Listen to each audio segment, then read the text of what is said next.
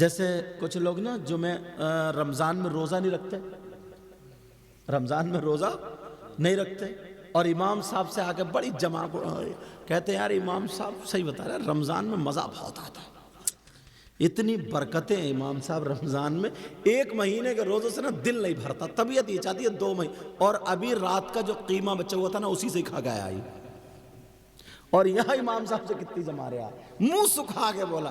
امام صاحب سمجھے نا بڑا نیک آدمی ہے، بڑا نیک۔ ایک دن امام صاحب کو کہیں جانا تھا، بولے لاؤ انہیں لے جاؤں، گھر پہنچے دروازہ کھٹکھٹایا تو اندر وہ کھانا کھا رہے تھے، بچے سے بولے جا کے کہہ دیے ابا قرآن پڑھ رہے ہیں، اندازہ لگا تو ڈرتا بھی نہیں۔ امام صاحب نے پوچھا کہ بیٹا ابا کیا کر رہے ہیں، کیا کہہ رہے ہیں، بولو کیا کر رہے ہیں، کہا ابا کھانا کھا رہے ہیں، اور کہہ دیا قرآن پڑھ رہے ہیں، ابا بھی نہیں ملیں گے۔ بچہ جھوٹ کہاں بولتا، بچے نے پکڑوا دیا۔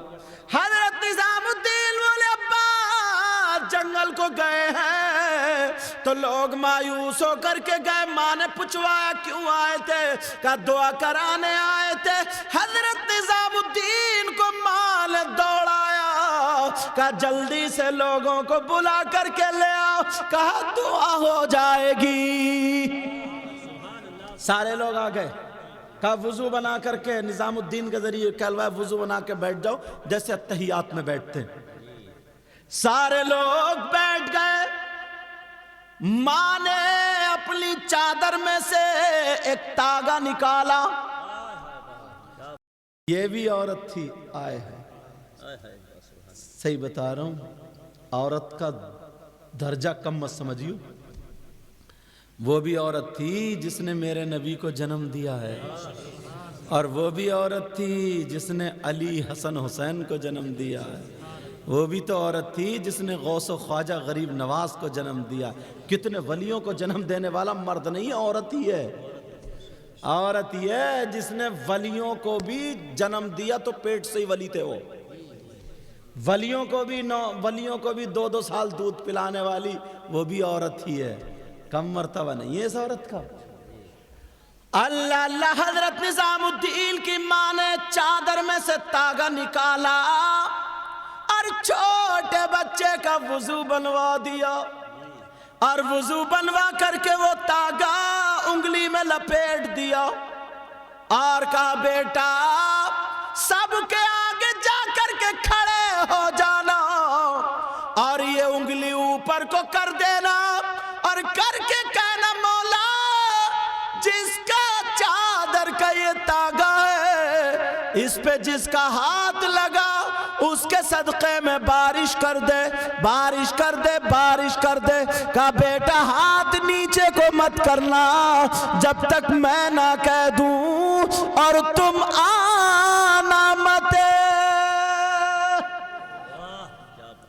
کیا پیارا بچہ تھا۔ بچوں سنو، آج اماں کچھ کہہ دے تم سنتے ہی نہیں، اماں ڈھونڈ رہی ہیں میرا لال کہاں، دیکھا تو بیٹھ کے ادھر آڑ میں موبائل چلا رہے ہیں، موبائل۔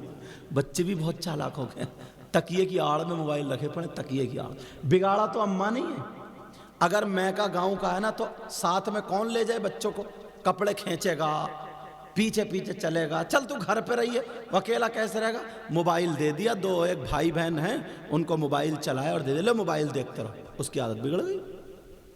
اب سنو، حضرت نظام الدین آگے اور آ کر کے کہنے لگے مولا پروردگار، سب لوگ دعا کر رہے ہیں، یہ بچہ کہہ رہا مولا پروردگار میری امی نے کہا ہے، وہی تو کہہ رہا جو سنا تھا، میری امی نے کہا اے اللہ یہ چادر جس کا تاگا ہے اور اس پہ جس کے ہاتھ لگے، کہ مولا اس کے صدقے میں بارش کر دے، بارش کر دے، بارش کر دے۔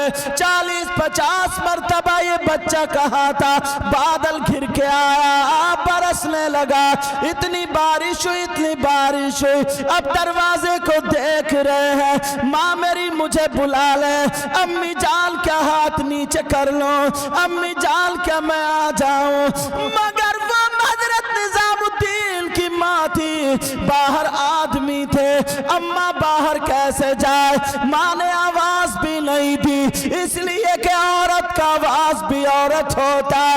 दरवाजे पे खड़ी हुई रो रही है, कह रही है काश मेरा बेटा आ जाता। हजरत निजामुद्दीन को जाड़ा चढ़ने लगा, भीग के बुखार आने लगा और कपकपाने लगे, कहने लगे मौला मौला मौला, क्या मैं अपनी माँ को आवाज दे रहा, कह रहे अम्मी जान क्या मैं आ जाऊं? अल्लाह अल्लाह, इधर बुखार पर बुखार आ रहा, उधर माँ परेशान है।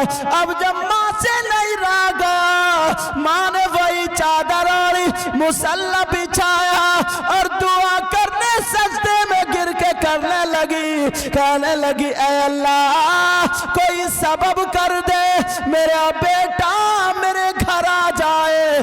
अल्लाह ने हवा का एक झोंका ऐसा भेजा, हजरत निजामुद्दीन को उठा करके माँ के आंचल में रख दिया। अल्लाह, माँ ने देखा तो कलेजे से लगा, माँ ने कलेजे से लगा, तुम भी अपने बच्चों को वुजू बनवाया कर, वुजू बनवाया कर। मगर पहले की माँ थी हजरत पूरी माँ, अब पूरी नहीं, अब है अद्धी। आप कहोगे अद्धी माँ कहाँ गई? अद्धी गई तकिए के नीचे। अद्धी कहाँ गई बोलो? अरे डर क्यों रहे हो? बच्चे ही बोल रहे, तुम क्यों डर रहे हो? इस मारे डर रहे हो घर जाके क्लास ना हो जाए। क्यों? बहुत कह रहे थे तकिए के नीचे, कहाँ है दिखाइयो? जवाब मैं दिए दे रहा हूँ। अब की है अद्धी माँ, और अद्धी कहाँ है बोलो? तकिए के नीचे। बताऊं कैसे? पहले इतने डॉक्टर भी नहीं थे, रोड भी अच्छे नहीं थे, रास्ते खराब थे, इतनी मोटरसाइकिल कारें लाइट इतना इंतज़ाम भी नहीं था। मच्छर काट रहे तो धुआं लगा लिया, ये सब होता था नहीं होता बोलो? इतने अच्छे इंतज़ाम भी, जैसे आज तो मेरी नहीं हो तो आपकी, आपकी नहीं हो तो मेरी है, कोई परेशानी नहीं, कहीं से कहीं चले जाओ।